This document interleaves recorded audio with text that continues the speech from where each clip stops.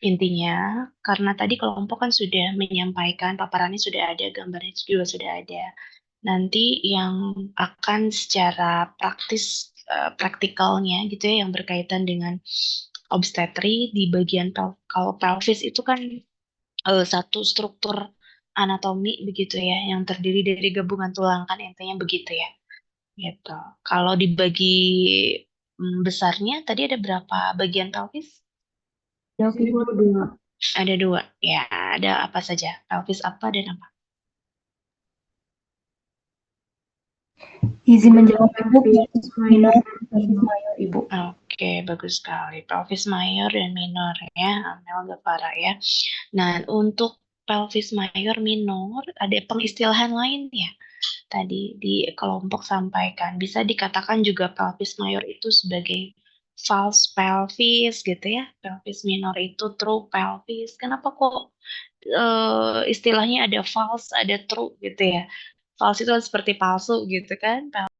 Kemudian true itu yang sebenarnya gitu ya. Kenapa diistilahkan demikian?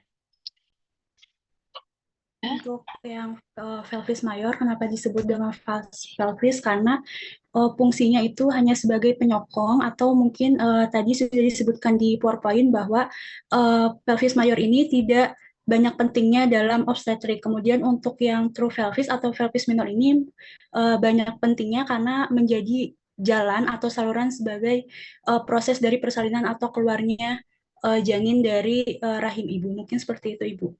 Ya, oke, bagus sekali Suci ya.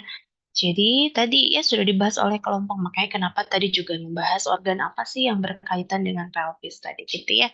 Gitu kalau secara apa besarnya gitu kan tadi memang pelvis ini terbentuk gitu ya dari gabungan tulang-tulang ya begitu. Ada apa saja tadi kokse, ada sakrum, ada koksigis gitu ya. Nah, ada di pilah gitu. Nanti kita masuk di praktikum memang harus secara langsung ya. Nanti kita lihat dari tulangnya sendiri gitu. Ada batasannya mana yang masuk ke pelvis mayor, mana yang ke pelvis minor ya. Nanti kita lihat batasan. Tapi sebelum praktikum saya harap nanti teman-teman juga menguasai gambar-gambar dari kelompok 4 nanti di-sharekan, dibaca ya. Sehingga pada saat praktikum offline kita sudah lebih mudah ya. Gitu. Nah, betul sekali tadi yang Suci sampaikan. Kenapa disebut true pelvis gitu ya? Karena pelvis minor inilah yang banyak berkaitan dengan obstetrik. Begitu ya. Bagaimana nanti janin bisa melewati jalan lahirnya gitu ya. Yang menjadi indikatornya itu adalah di pelvis minornya gitu ya gitu mulai dari batasan awalnya oh, ditekan oleh janin dikatakan janin nanti masuk ke PAP nah itu kan berarti pelvis minor ya gitu jadi nanti kita akan lihat batasan PAP-nya itu yang mana begitu ya. Kita lihat tuh ada promontorium di sana kan tadi yang sudah ditunjukkan gambarnya ya begitu, ada tonjolan di sana. Nah, itu berarti yang memilah antara pelvis mayor dan minor itu diameter itu, ya. Nah, nanti si janin ini bagaimana sejauh mana penurunannya, ya, tentu saja nanti kaitannya dengan mekanisme persalinan terjadi yang akan selanjutnya kita bahas nanti ya, gitu. Itu di awal dari masuknya ke PAP tadi ya, gitu. Kemudian bagaimana? Tadi sudah dibahas di diskusi gitu. Apakah semua janin kondisinya bisa gitu ya masuk ke PAP? Banyak faktor yang mempengaruhi tentu saja. Begitu ya. Tadi sudah dibahas juga oleh kelompok begitu ya. Kenapa bisa sampai tidak bisa masuk begitu ya? Atau kalau komplikasi dalam persalinan itu disebut CPD namanya. Ya, cephalopelvic disproportion. Jadi sepal tuh kepala, pelvic pelvis gitu ya, disproporsi. Berarti tidak sesuai gitu ya, tidak bisa melewati. Nah, itu komplikasinya yang akan mungkin terjadi pada akhirnya tadi yang disampaikan kelompok. Jadi kalau ujung-ujungnya nggak bisa diatasi, ya berarti tidak bisa ya persalinan spontan per vagina. Berarti harus dengan tindakan. Tapi sebelum memutuskan itu, tentu banyak hal yang harus diidentifikasi. Apakah benar gitu ya masalahnya ada di anatomi panggulnya. Maka pemeriksaan yang bisa kerjakan begitu ya. Sebetulnya dulu ada namanya pelvimetri ya gitu, dengan mengukur diameter tadi ukuran bidang. Hanya pemeriksaan itu membuat ketidaknyamanan pada ibu gitu. Kita lakukan pemeriksaan dalam, kita ukur gitu ya, terutama dari diagonal obstetriknya ya, bukan conjugata vera kan dari propontorium ke apa namanya pubis ya begitu. Nanti kita tentukan lagi tuh dilihat. Nah, itu lumayan menyakitkan sebetulnya ya bagi ibu, apalagi ibu hamil. Jadi memang saat ini perkembangannya gitu dilihat saja dari faktor predisposisinya. Makanya tadi kelompok menyampaikan ada faktor predisposisi lain. Kalau misalnya dari awal, apalagi kalau ibunya multipara ya gitu. Jadi ini mau melahirkan yang kesekian kali, berarti kita akan riwayat sebelumnya harus tanyakan apakah ada riwayat bayi besar, kemudian proses persalinannya seperti apa, begitu ya. Kemudian juga dilihat dari tinggi badan ibu tadi betul. Meskipun tidak selalu, Bu, apakah yang tinggi badannya kurang dari 145 cm pasti CPD? Enggak juga. Kalau bayinya kecil, bisa ya melewati jalan lahir. Jadi intinya ada pemeriksaan yang dilakukan secara komprehensif begitu. Bayinya juga kita cek gitu ya, taksiran berat janinnya berapa, karena kita bisa memprediksi taksiran berat janin ya, begitu. Apakah dari hasil palpasi, apakah dari hasil USG, kemudian kita kolaborasikan dengan MRI, gitu ya, magnetic resonance imaging. Jadi terpotret kerangkanya secara langsung. Maka tadi bentuk-bentuk panggul juga bisa terlihat. Tadi yang normal bentuk panggul yang mana? Untuk perempuan?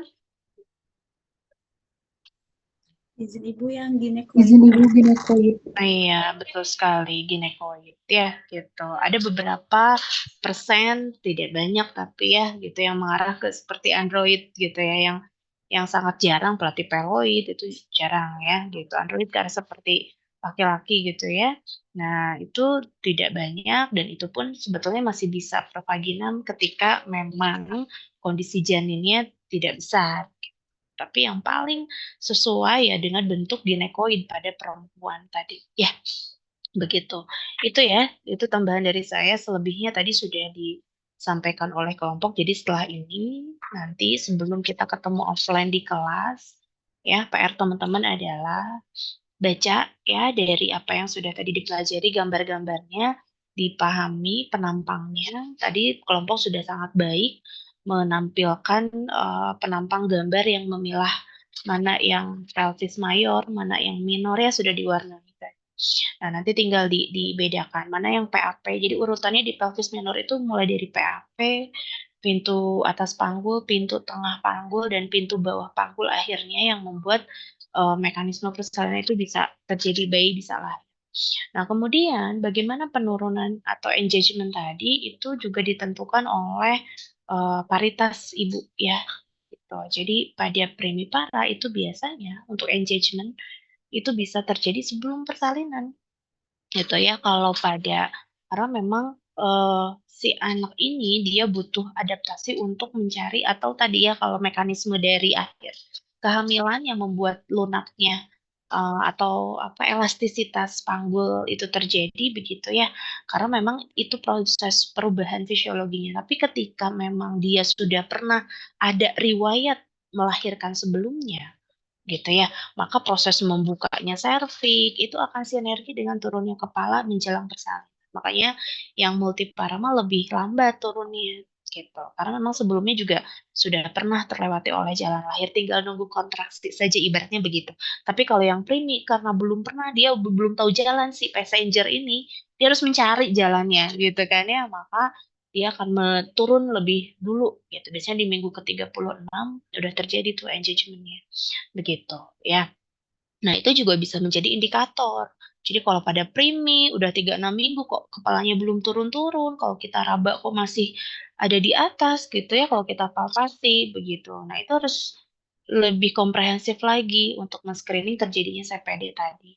Gitu. Apakah ini memang bayinya yang besar atau panggulnya yang sempit tadi gitu ya, atau ada kelainan bentuk ginekoid. Nah, MRI juga nggak tiba-tiba kita kerjakan gitu ya, apalagi ini pemeriksaannya penunjang yang bukan kompetensi kita gitu ya. Tapi pemeriksaan penunjang ini jelas sangat dibutuhkan ketika memang ada indikasi tadi, gitu. Ini udah primiparat, udah 3-6 minggu kok kepalanya nggak turun-turun. Nah, kita kan mampu ya mengidentifikasi itu, nanti teman-teman belajar pemeriksaan Leopard mengetahui, oh ini kepala belum masuk, oh ini sudah masuk, gitu ya. Nah, itu ketika memang udah kok belum masuk gitu ya 3-6 minggu, kemudian ibunya juga tinggi badannya 145 misalnya gitu ya atau kurang. Nah, itu berarti sudah jelas indikasi bahwa kita butuh pemeriksaan penunjang dengan MRI gitu ya. Kecuali memang kalau dokternya dan klien menyetujui ya gitu dari tadi dengan Pak Febri tadi. Ya, oke, itu aja ya penguatan tambahannya. Nanti kita lanjutkan pertemuan offline untuk praktikum mekanisme persalinan gitu ya. Jadi mudah-mudahan sudah semakin jelas sehingga nanti waktu untuk belajar di kelasnya lebih efektif. Ada yang mau ditanyakan dulu sebelum saya tutup? Teman-teman harus lebih memahami ya. Kita nanti akan fokus banyak ke pelvis minor ya. Gitu.